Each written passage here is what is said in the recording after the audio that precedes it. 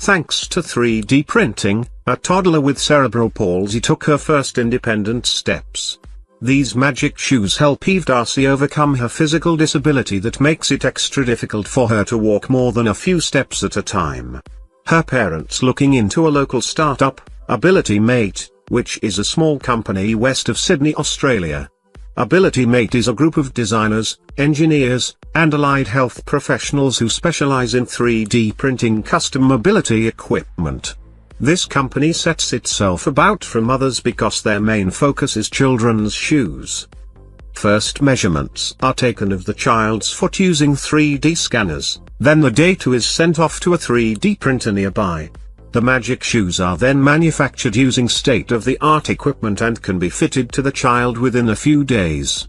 The potential for the technology is endless, and the company may be starting with ankle-foot orthotics but plan to move on to other ideas. Abilitymate is in the process of building an online platform enabling approved 3D printing hubs around the world to register and get paid to make assistive devices like magic shoes. The company has also launched a search for 30 children for fit the criteria to help test magic shoes. Ideas like this are what prove 3dshoes.com is on the right track.